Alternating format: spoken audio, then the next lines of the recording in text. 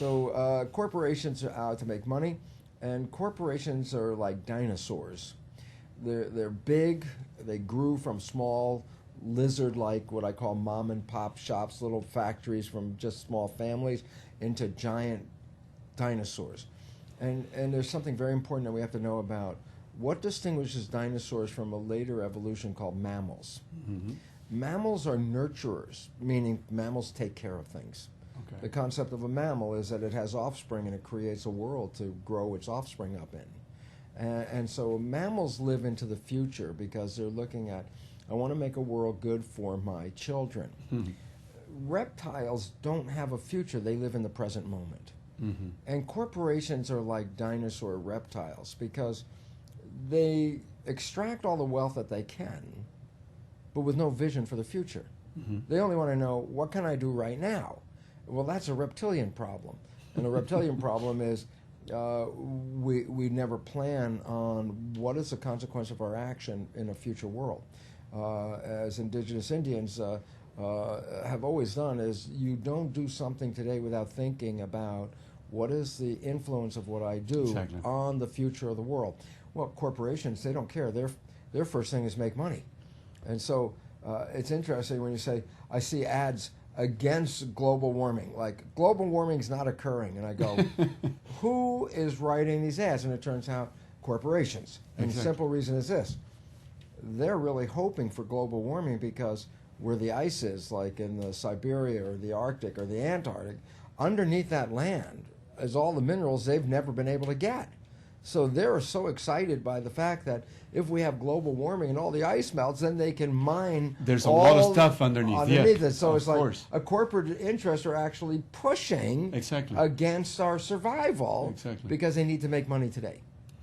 Yeah, it's really insane. And on top of all this, you come with the concept of epigenetics. And epigenetics, as you explained in the first book, Biology of Belief, changes a lot of things about biology and what we are and how we live our life.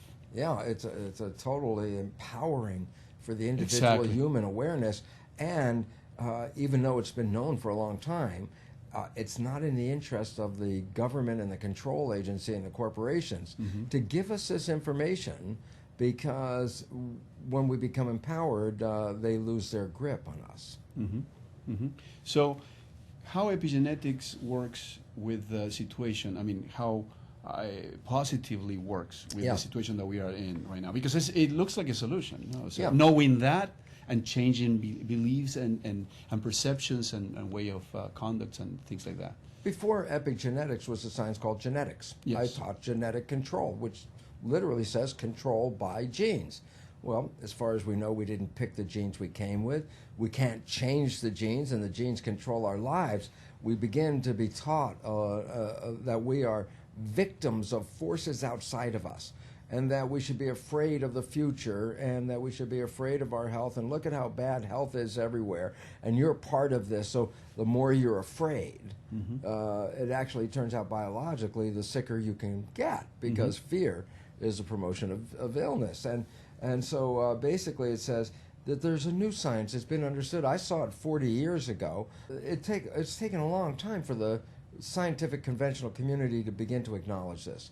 Okay. But in the last few months, for example, in January this year, Time magazine, the cover story was on DNA is Not Your Destiny, which was telling the public about the fact is that you control your genes, the way you live your life. And so it's very interesting, just to clear up the name, genetic control, controlled by genes, that's what it translates as. Mm-hmm. Epigenetic control, completely different, because epi means above. Mm-hmm. So when I say epigenetic control, I'm literally saying control above the genes, which turns out the way we respond to life, our perceptions, our emotions, and our attitudes of life are actually directly affecting our genetic readout on a day-by-day basis. Mm-hmm. And why this becomes important, it says, well, in the old story of genetic control, you're a victim. Genes control you. You don't pick anything, and people become very irresponsible.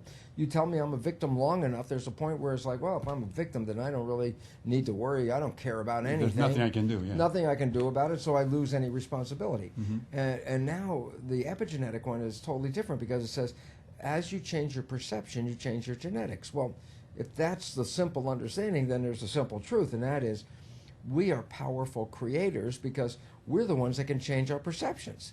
So all of a sudden, we're not limited by our perceptions. We're able to change them. And when we change them, we have dramatic control over our own biology. Now, after thousands of years of being irresponsible, Mm-hmm. it's kind of hard for the public to wake up to the reality is, wait a minute, you mean how I think and how I respond and how I live changes my biology, changes my genetics? I go, yes. And then when I start talking about responsibility, people are like, oh, I don't want to hear the story. And it's like, look, you haven't owned responsibility for all these years, and now the science is revealing you are responsible. That means we better change the way we are living, Mm-hmm. and we better change our perceptions, because if we don't, then we're going to continue on the path that science has already said is in front of us.